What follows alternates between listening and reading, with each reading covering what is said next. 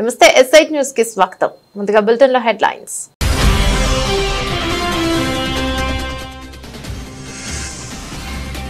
విడుదలైన తెలంగాణ టీఎస్సీ ఫలితాలు. సచివాలయంలో జనరల్ ర్యాంకింగ్ లిస్టు విడుదల చేసిన సీఎం.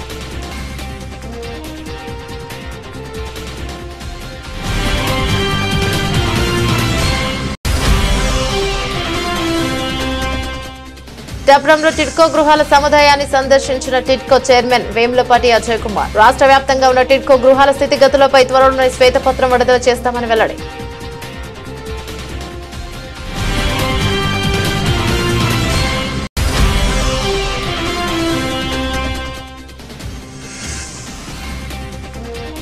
ప్రభుత్వంపై కేంద్ర మంత్రి బండి సంజయ్ సంచలన వ్యాఖ్యలు. హైడ్రా పేరిట రేవంత్ ప్రభుత్వం వసూలు చేస్తుందంటే ఆరోపణలు.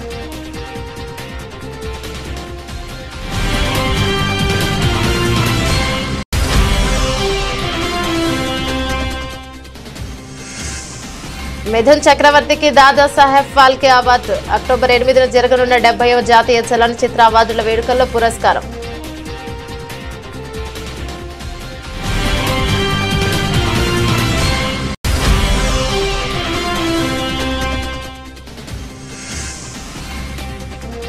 అంబానీ ఇంట ఒలింపిక్స్ పారాలింపిక్స్ అథ్లెట్లకు విందు. నెట్టింట ఫోటోలు వీడియోలు వైరల్.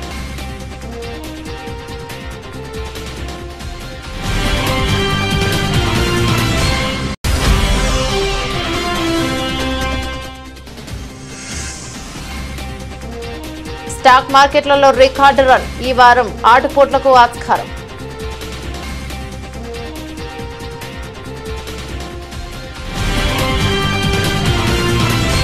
తెలంగాణలో ఉపాధ్యాయ పోస్టుల భర్తీకి సంబంధించి విద్యాశాఖ నిర్వహించిన టీజీడీఎస్సీ 2024 పరీక్ష ఫలితాలు సోమవారం సెప్టెంబర్ 30 విడుదలయ్యాయి. ఈ ఉదయం 11 గంటలకు సచివాలయంలో సీఎం రేవంత్ రెడ్డి డిఎస్సీ పరీక్ష ఫలితాలను విడుదల చేశారు. జనరల్ ర్యాంకింగ్ జాబితాను వెబ్సైట్లో అందుబాటులో ఉంచారు. రాష్ట్రంలో 11,062 టీచర్ పోస్టుల భర్తీకి విద్యాశాఖ మార్చి 1న డిఎస్పీ నోటిఫికేషన్ విడుదల చేసింది. ప్రభుత్వం విద్యార్థులకు జూలై 18 నుంచి ఆగస్టు 5 వరకు పరీక్షలు రాశారు. ఏడాది ఫిబ్రవరి 29న 11,062 టీచర్ పోస్టుల భర్తీకి ప్రభుత్వం డిఎస్సీ నోటిఫికేషన్ విడుదల చేసిన విషయం తెలిసిందే. జూలై 18వ తేదీ నుంచి ఆగస్టు 5వ తేదీ వరకు డిఎస్సీ పరీక్షలకు సంబంధించిన వెబ్సైట్ ను మంచి రెస్పాన్స్ షీట్లను తొలగించారు. ఇప్పటికే ప్రాథమిక కీతో పాటు తుది కీని కూడా విడుదల చేశారు. తుది కీపై అభ్యర్థుల నుంచి కొన్ని అభ్యంతరాలు వచ్చాయి. ముఖ్యంగా 12 ప్రశ్నలకు సంబంధించిన జవాబులపై అభ్యంతరాలు వ్యక్తం చేశారు. వీటిపై అప్పటికే నిపుణుల కమిటీ విద్యాశాఖకు నివేదిక సమర్పించినట్లు సమాచారం. ఈ నివేదిక ఆధారంగా ఈ అభ్యంతరాలను పరిష్కరించారు. డిఎస్సీ పరీక్షల్లో వచ్చిన మార్కులకు టెట్ మార్కుల వెయిటేజీని కలిపి జనరల్ ర్యాంకులను వెల్లడించారు.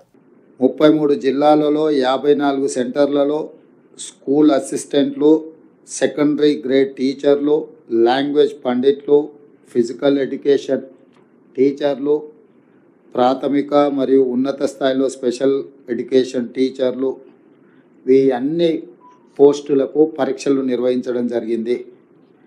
18/7/2024 నుండి 5/8/2024 వరకు 26 ఆప్షన్స్ కింద ఈ పరీక్షలు నిర్వహించి ఈరోజు ఈ ఫలితాలను విడుదల చేయడం జరిగింది. ఈ ఫలితాలు ప్రధానంగా 1:3 ప్రాతిపదికన ఫలితాలను ప్రకటించి వాళ్ళ సర్టిఫికెట్ వెరిఫికేషన్స్, వాళ్ళ యొక్క మిగతా వివరాలను సంబంధిత జిల్లా కలెక్టర్లు అధికారులు వెరిఫై చేసి ఫైనల్ నియామకాలు దసరా పండుగలోపు, తెలంగాణలో మీకు అందరికీ తెలుసు దసరాకున్న ప్రాధాన్యత. దసరా పండుగ అనేది మనకు సంతోషాన్ని తీసుకువచ్చే పండుగ. ప్రతి కుటుంబము ఎంత పేదవాడైనా దసరా పండుగను చాలా సంతోషంగా జరుపుకోవడం తెలంగాణ సాంప్రదాయం.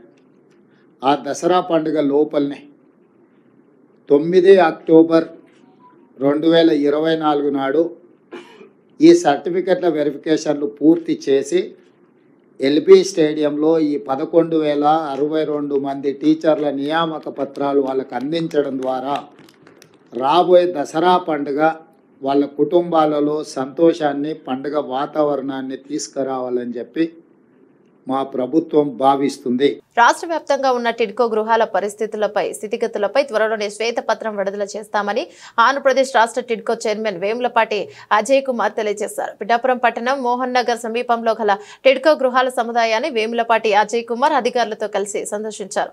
ముందుగా పిఠాపురం మున్సిపల్ కమిషనర్ కనకారావుని అడిగి పిఠాపురంలో నిర్మించిన టిడ్కో గృహాలపై వివరాలు తెలుసుకున్నారు. అనంతరం టిడ్కో గృహాలను వేములపాటి అజయ్ కుమార్ పరిశీలించారు. టిడ్కో గృహాల నివాసం ఉంటున్న ప్రజలతో వేములపాటి అజయ్ కుమార్ మాట్లాడి వారి యొక్క వారి యొక్క ఇబ్బందులను తెలుసుకున్నారు. ఈ సందర్భంగా టిడ్కో గృహాల సముదాయాల్లో ఉన్న ఇబ్బందులను వేములపాటి అజయ్ కుమార్ గుర్తించారు. సమస్యలను వెంటనే పరిష్కరించాలని అధికారులను ఆయన ఆదేశించారు. బ్యాంకు విషయంలో ఏ విధంగా చేయగలం ఆలోచిస్తున్నారు. బేసిక్ ఇన్ఫ్రాస్ట్రక్చర్ బేసిక్ మీరు చేయించండి సార్. నుంచి ఎలా వాట్సాప్ అంటే మరి అలా నేను ఆఫీషియల్స్ నేను సిఎస్ఆర్ కింద మాట్లాడతాను. మీకు ఎంత కావాలో చెప్పండి. చేయండి. ఫండ్స్ ప్రాబ్లం కాదు, మన దగ్గర లైట్లు ఉన్నాయంటే చేయించేసారు. సీఎం చంద్రబాబు పాపానికి పాల్పడ్డారని విశాఖపట్నం జిల్లా వైఎస్ఆర్సీపీ అధ్యక్షులు గుడివాడ అమర్నాథ్ ఆరోపించారు. విషయంపై ఆయన మీడియాతో మాట్లాడుతూ తిరుపతి లడ్డు అంశంలో సిబిఐ ఎంక్వైరీ ఎందుకు కోరడం లేదని ప్రశ్నించారు. బాబు తప్పు చేశాడు కనుకే సుప్రీం దర్యాప్తు కోరడం లేదని, వైఎస్ఆర్ కాంగ్రెస్ పార్టీ వేసిన కేసుపై సుప్రీంకోర్టులో సరైన విచారణ జరుగుతుందని ఆశిస్తామన్నారు. ఇక రాష్ట్ర ప్రభుత్వం సిబిఐ ఎంక్వైరీ కోసం కేంద్రానికి లేఖ రాయాలని గుడివాడ అమర్నాథ్ డిమాండ్ చేశారు. ఇది సమంజసం కాదు, మీరు చేస్తున్నటువంటిది కరెక్ట్ కాదు. చివరిని దేవుణ్ణి కూడా రాజకీయాల్లోకి తీసుకుని వచ్చేటువంటి స్థాయికి దిగజారిపోయారు.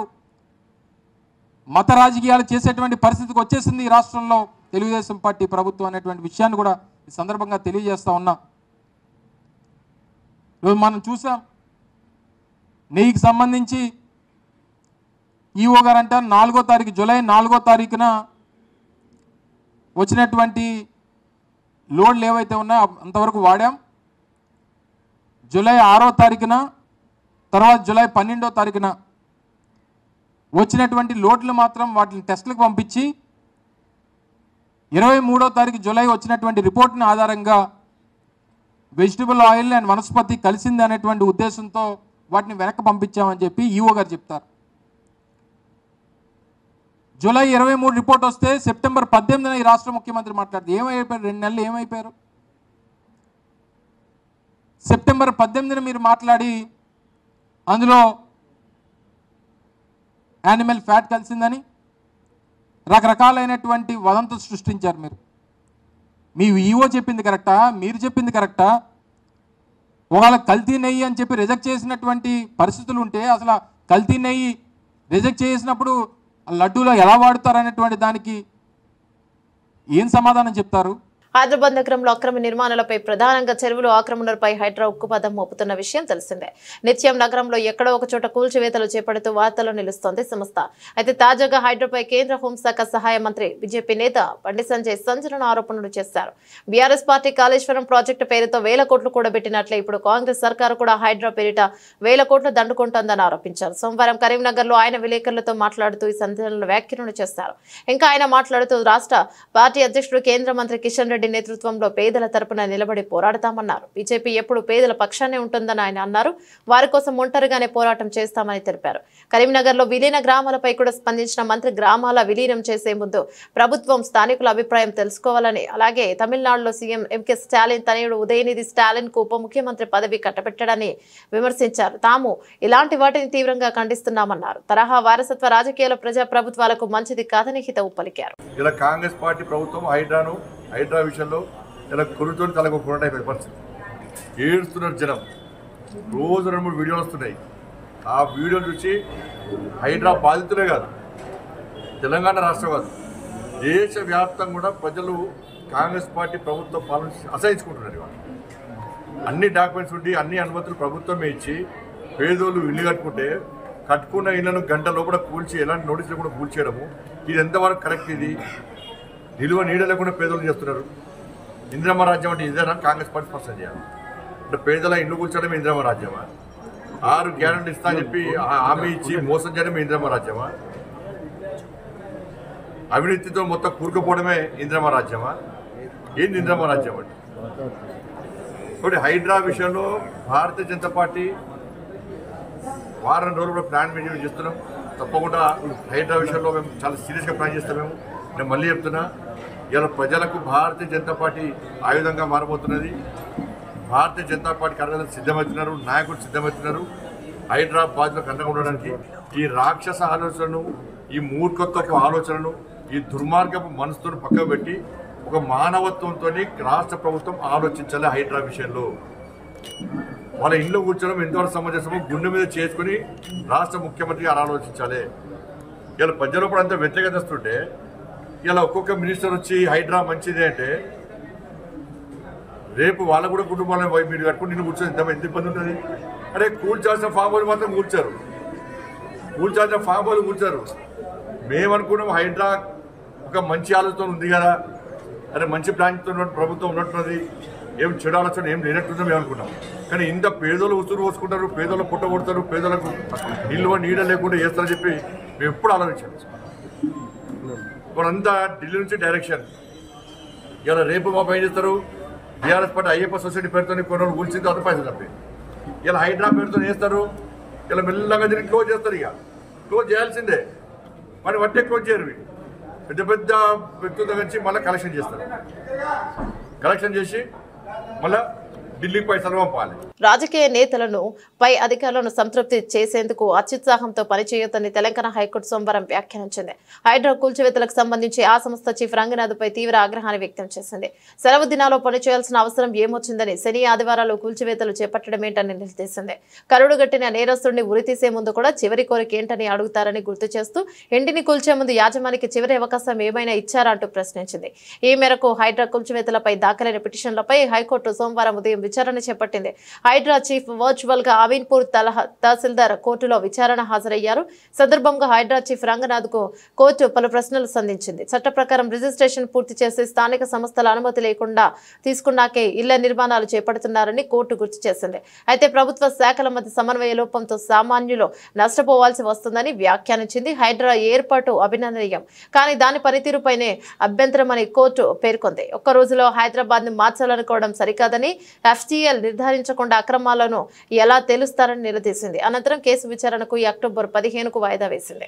రాజకీయాల కోసం ఎంతకైనా తెగించే రకం చంద్రబాబు అంటూ మాజీ మంత్రి వెల్లంపల్లి శ్రీనివాస్ విమర్శలను గుప్పించారు. నందమూరి హరికృష్ణ మృతదేహం పక్కనే పొత్తుల గురించి చర్చించిన నీచ చరిత్ర చంద్రబాబుది అంటూ దుయ్యబట్టారు. సూపర్ 6 పథకాల గురించి డైవర్షన్ కోసమే చంద్రబాబు ఇలా లడ్డూ ఆరోపణలు చేస్తున్నారని వెల్లంపల్లి శ్రీనివాస్ మండిపడ్డారు. పదవి కోసం మావకు వెన్నుపోటు పడవడం కానివ్వండి, ఆ రోజు నందమూరి హరికృష్ణ గారు డెడ్ బాడీ ఉండగానే కేసీఆర్తో పొత్తులు పెట్టుకోవడం కానివ్వండి, ఆ డెడ్ బాడీ దగ్గర పొత్తులు పెట్టుకోవడం కానివ్వండి, రాజకీయాల కోసం ఎంతైనా తెగిస్తాడన్న సంగతి మనందరూ కూడా తెలిసిన విషయమే. ఎన్టీ రామారావు మీద చెప్పులు విసిరడం కానివ్వండి, ఇవన్నీ మనకు తెలుసు ఇవన్నీ కూడా. కానీ ఈరోజు ఒక ప్రతిపక్ష పార్టీని ఇబ్బంది పెట్టాలని చెప్పని ఆయన 100 రోజుల పరిపాలనలో ఈ రాష్ట్రంలో ఏమీ చేయలేకపోయాడు కాబట్టి అమ్మఒడి కార్యక్రమం ఉంది. జగన్మోహన్ రెడ్డి గారు ఇంటికి ఒకటి ఇస్తా అని చెప్పారు. ఈయనేమో నీకు 15,000, నీకు 15,000, నీకు 15,000, నీకు 18,000 అని చెప్పని ప్రచారం చేశాడు. అది ఆన్గోయింగ్ ప్రాసెస్ వర్కే కదా అమ్మఒడి అనేది. కనీసం జగన్మోహన్ రెడ్డి గారు ఒక ఇంటికి ఒకటి ఇచ్చారు, అదన్నీ ఇవ్వాలి కదా, అది ఎక్కొట్టాడు. రైతు భరోసా మేము 20,000 ఇస్తామని చెప్పాడు. జగన్మోహన్ రెడ్డి గారు ఇచ్చిన అమౌంట్ కూడా ఇప్పుడు ఇవ్వలేదు కదా. ఇది ప్రజల్లో చర్చ నడుస్తుంది. పథకాలు ఆపేస్తున్నాడు చంద్రబాబు నాయుడు, ప్రజల్ని పథకాలు ఏమి ఇవ్వకుండా ఇబ్బంది పెడతాడని చెప్పి ప్రజల్లో చర్చ నడుస్తుంది. ఆ చర్చను డైవర్ట్ చేసే విధంగా, ఈ లడ్డు పవిత్రతను భంగం కలిగించే విధంగా దీన్ని తీసుకొచ్చాడు. నేను చెప్తున్నా ఒకటి, వెంకటేశ్వర స్వామి వారి దగ్గర ఎవరూ కూడా తప్పు చేయకూడదు. తప్పు చేస్తే ఎంతటి వాడికైనా కానీ వెంకటేశ్వర స్వామి చూస్తూ కూర్చోడు, తప్పకుండా శిక్షిస్తాడు. దాంట్లో ఏ తప్పు చేయలేదు కాబట్టే, మేమే తప్పు చేయలేదు కాబట్టే మేము సుప్రీంకోర్టుని ఆశ్రయించి మా వైవి సుబ్బారెడ్డి గారు. హైదరాబాద్ లో బీజేపీ ఎమ్మెల్యే రాజాసింగ్ ఇంటి వద్ద అనుమానాస్పదంగా తిరుగుతున్న 2 యువకులను పోలీసులు అదుపులోకి తీసుకున్నారు. గోషామహల్లోని ఎమ్మెల్యే ఇంటి వద్ద యువకుల కదలికలు అనుమానాస్పదంగా కనిపించడంతో స్థానికులు పోలీసులకు ఫోన్ చేశారు. దీంతో ఉటావుటిన అక్కడికి చేరుకున్న పోలీసులు అదుపులోకి తీసుకున్నారు. యువకుల్ని మంగళహాట్ పోలీస్ స్టేషన్ కు తరలించారు. ఎమ్మెల్యే ఇంటి వద్ద రెక్కీ కోసమే తిరుగుతున్నారని తేలడంతో ఎమ్మెల్యేపై దాడి చేయడానికి వచ్చారన్న కోణంలో విచారణ జరుపుతున్నారు. పోలీసులు వెల్లడించిన సమాచారం ప్రకారం షేక్ ఇస్మాయిల్, షేక్ ఖాజీ అనే యువకులు రాజాసింగ్ ఇంటి దగ్గరలో అనుమానాస్పదంగా తిరగడం చూసి స్థానికులు పట్టుకున్నారు. ఆ యువకులను 2 మంగళహాట్ స్టేషన్ కి తరలిస్తున్నామని తెలిపారు.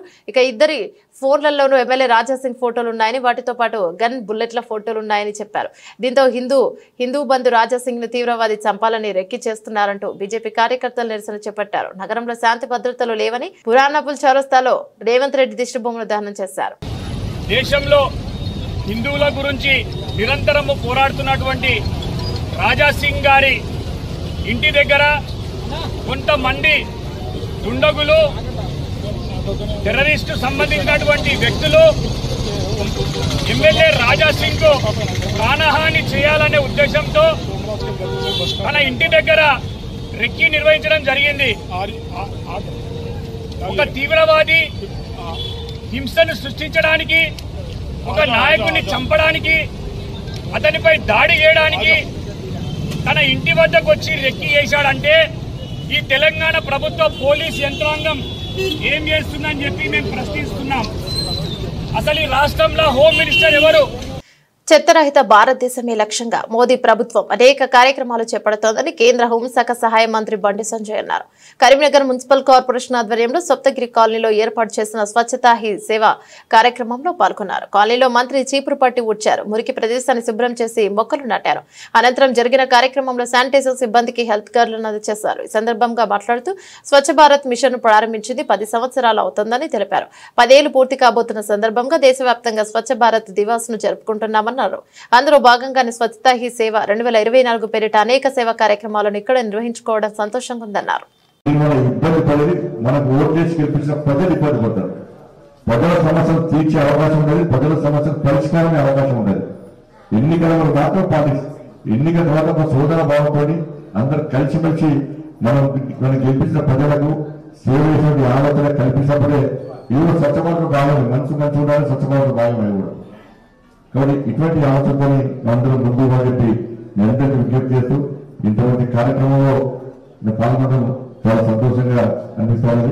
మరి అనేక రకాల కార్యక్రమాలు ప్రతిజ్ఞ పేరుతో కానీ, హెల్త్ క్యాంప్ పేరుతో కానీ, తల్లి పేరు మీద ఒక మొక్క నాటడం పేరుతో కానీ, కార్మికులందరితో కూర్చొని సిబ్బందితో కూర్చొని అనేక మాట ఆత్మ కలిగేతో మాట్లాడే ప్రయత్నం చేయడం కానీ, ఇట్లా అనేక రకాల కార్యక్రమాలు ఈ స్వచ్ఛ సేవ కార్యక్రమం ద్వారా మనం సిబ్బందికి దగ్గర కావాలి, ప్రజలకు దగ్గర కావాలి, అందరూ కలిసిమెలిసి ఉండాలని చెప్పి అందరం ఒకటే భావన, ఒకటే ఆలోచన అనేటువంటి ఒక భావన కల్పించడానికే ఈ కార్యక్రమాన్ని మనం తీసుకుంటున్నాం.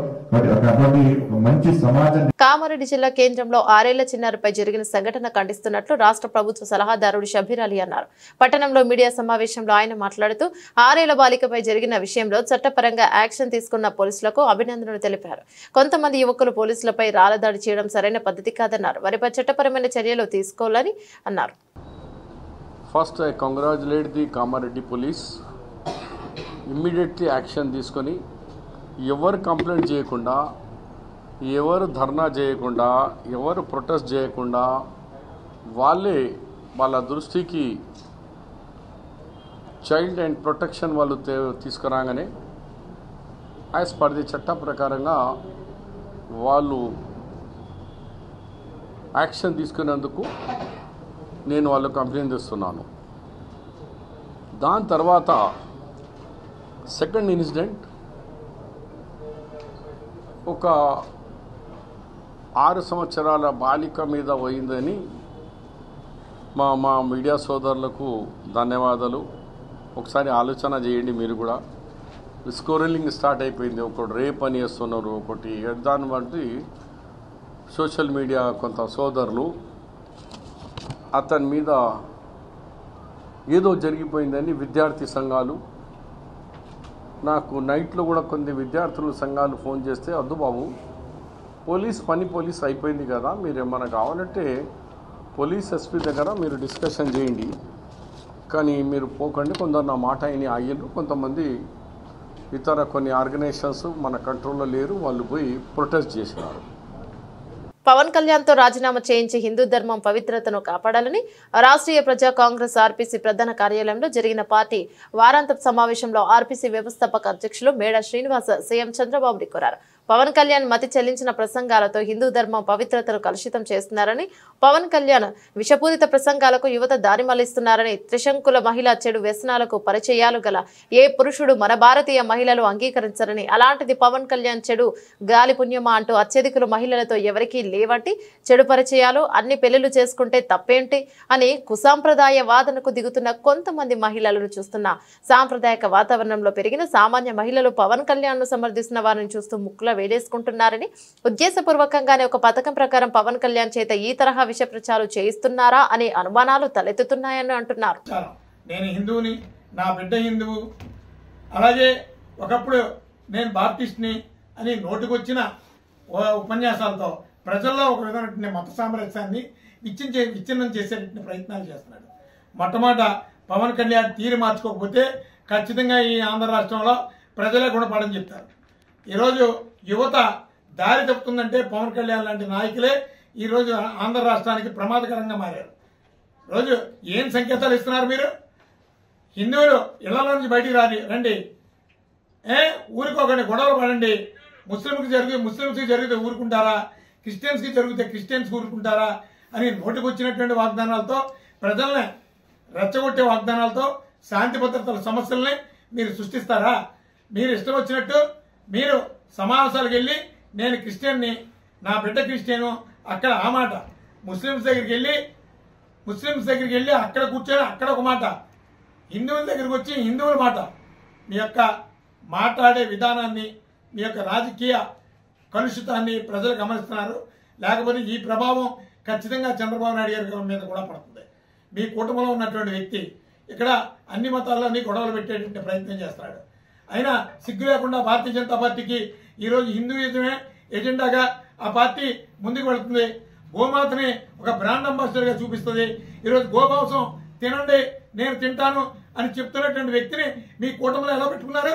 నిజాంపేట మండల కేంద్రంలో సోమవారం ఏకలవ్యుని జయంతి సందర్భంగా మండల ఏకలవ్య సంఘ సభ్యుల ఆధ్వర్యంలో ఏకలవ్యుని చిత్రపటానికి పూలమాలలు వేసి కుల జెండాను ఆవిష్కరించారు. ఈ సందర్భంగా వారు మాట్లాడుతూ మా కులదైవమైనటువంటి ఏకలవ్యుడి జయంతి వేడుకలను జరుపుకోవడం గర్వించదగ్గ విషయం అన్నారు. ఆనాదిగా మా కులాన్ని కేంద్ర రాష్ట్ర ప్రభుత్వాలు చిన్నచూపే చూస్తున్నాయన్నారు.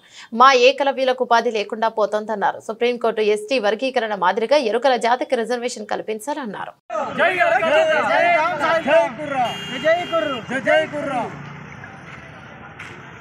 ఏకలవ్య జయంతి ఉత్సవాలు జరుపుకోవడం జరిగింది. ముఖ్యంగా ఈరోజు మా ఎరకల జాతి గర్వించదగ్గ విషయం ఏంటంటే ఏకలవ్యుడు అనాది కాలంలో జన్మించి మాకు కులదైవంగా వెలిసిండు. ఆ ఏకలవ్యుని జయంతి మా కులాస్తులు అందరి పౌరుషంలో కానీ రక్తంలో కానీ అతని మనలోనే ఉన్నాయి. కనుక అతని ఉత్సవాన్ని వల్ల మేము జరుపుకోవడం, అతని పేరు మీద జాతీయ జెండాను ఆవిష్కరించుకోవడం జరిగింది, కుల జెండా. కనుక మాకు ఆనాది కాలం నుంచి మా కులమును చిన్నచూపే చూస్తుంది. అటు ప్రభుత్వం కానీ ఇటు ఇతర అగ్రవర్ణ కులాలు కానీ ఆ చిన్న చూపు చూడడం వలన మేము చాలా వెనుకబడి ఉన్నాము. అలా కాకుండా మాకు ప్రత్యేకంగా బడ్జెట్, ఎరకల బడ్జెట్ కేటాయించాలని కోరుచున్నాను ప్రభుత్వాన్ని. కానీ మాకు ఎలాంటి ఉపాధి లేదు. మా కులంలో ఈ ఎస్టీ వర్గీకరణ మొన్న సుప్రీంకోర్టు చేసిన విధంగా మాకు అదే విధంగా మాకు ప్రత్యేక. కూటమి ప్రభుత్వంలో సూపర్ 6 లేదు, అంతా సూపర్ స్కామ్ అని వైఎస్ఆర్సీపీ నేతలు పోతిన మహేష్ అన్నారు. 4 నెలల్లో కనీసం ఒక్క పథకం కూడా అమలు చేయలేకపోయారని విమర్శించారు. వరద బాధితులకు ప్రభుత్వం ఇచ్చింది 200 కోట్లని, ప్రభుత్వం దాతలు ఇచ్చింది 400 కోట్లని పేర్కొన్నారు. క్లిష్ట సమయంలో బాధితులకు ప్రజలండగా ఉన్నారు తప్ప కూటమి ప్రభుత్వం కాదని పోతిన మహేష్ అన్నారు. రాష్ట్రంలో రాక్షస రాజ్యం నడుస్తుంది. దేవుడికి దండం పెట్టుకోవడానికి వెళ్ళడానికి కూడా ప్రభుత్వ అనుమతి కావాలంట. మాజీ ముఖ్యమంత్రి జగన్మోహన్ రెడ్డి గారు తిరుమల దర్శనానికి వెళ్ళకూడదని నోటీస్ ఇచ్చారు. దీన్ని రాక్షస రాజ్యం అనక ఇంకేమనాలి? మీ పాలనలో 100 రోజుల్లో ఒక్క మంచి పని అయినా చేశారా? చేయలేదు కాబట్టి కదా ఈ డైవర్షన్ పాలిటిక్స్ చేస్తున్నారు మీరు. పక్క రాష్ట్రాల నుంచి కూడా మనుషుల్ని రప్పించి ఇక్కడ విధ్వంసం చేసేటువంటి కుట్రలు చేస్తూ ఉన్నారు. దీన్ని రాక్షస రాజ్యం అనక ఏమనాలి చెప్పండి? ఏమనాలి? ఇవన్నీ కూడా ప్రజలకు తెలిసిపోయినాయి. ఈ కూటమి అధికారంలోకి వచ్చిన తర్వాత సూపర్ 6 లేదు, అంతా సూపర్ స్కామే. ఒక్క పథకం కూడా అమలు చేయలేకపోయారు. వర్షాలు తుఫాన్ల వల్ల నష్టపోయిన ప్రజలకి అండగా నిలవలేకపోయారు. ప్రభుత్వ లెక్కల ప్రకారమే కదా 6,800 కోట్ల రూపాయలు నష్టం వస్తే ప్రభుత్వం ఇచ్చింది 200 కోట్లే, కానీ ప్రజలు దాతలు ఇచ్చిన విరాళాలు 400 కోట్లు.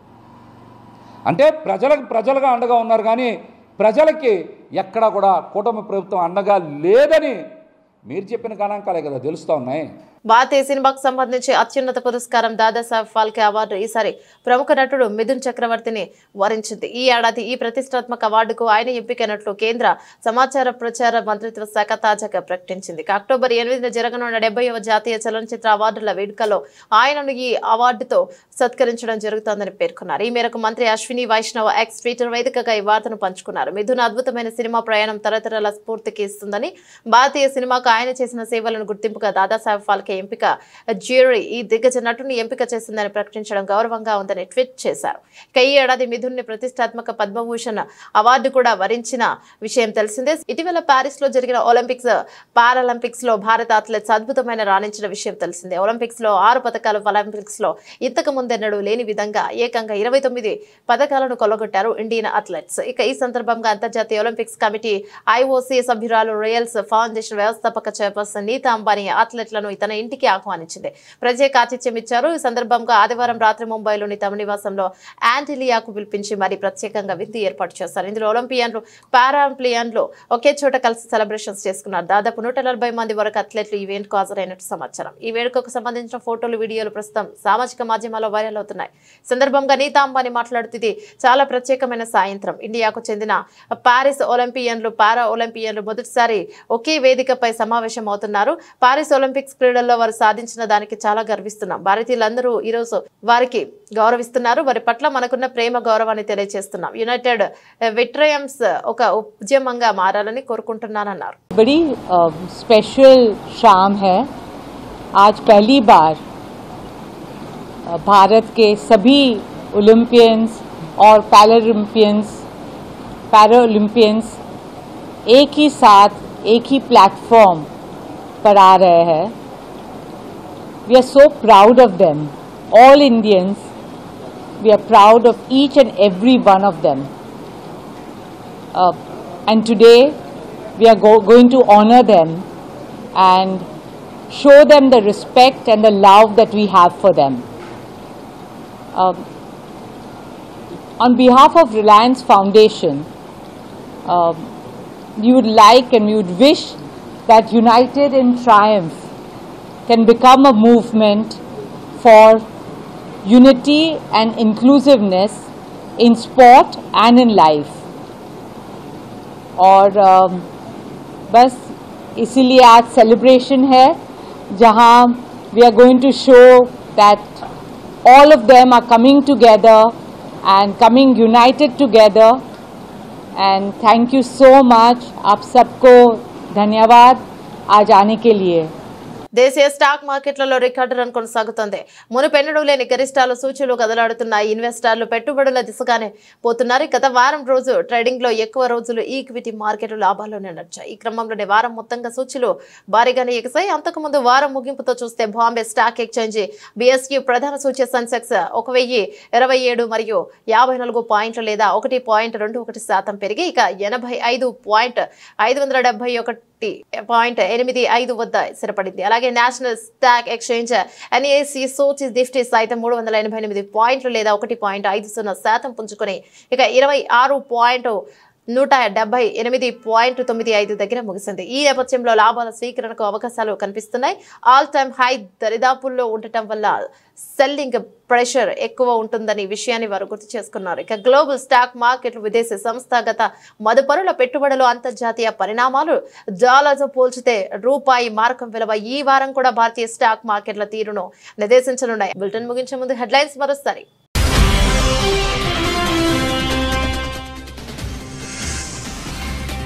విడుదలైన తెలంగాణ TSC ఫలితాలు. సచివాలయంలో జనరల్ ర్యాంకింగ్ లిస్టు విడుదల చేసిన సీఎం.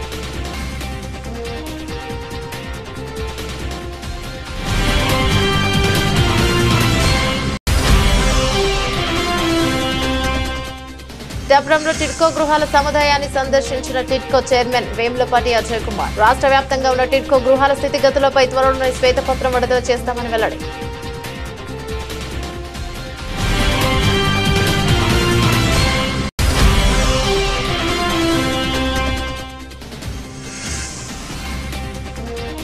ప్రభుత్వంపై కేంద్ర మంత్రి బండి సంజయ్ సంచలన వ్యాఖ్యలు. హైడ్రా పేరిట రేవంత్ ప్రభుత్వం వసూలు చేస్తుందంటే ఆరోపణలు.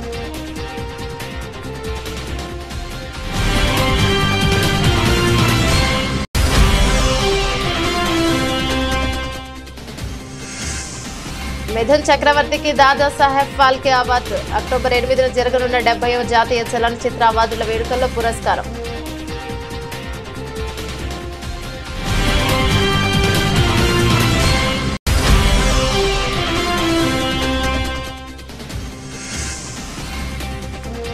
అంబానీ ఇంట ఒలింపిక్స్ పారాలింపిక్స్ అథ్లెట్లకు విందు.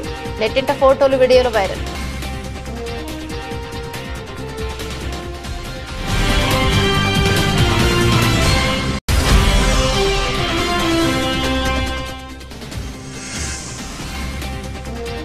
స్టాక్ మార్కెట్లలో రికార్డు రన్. ఈ వారం ఆటుపోట్లకు ఆస్కారం.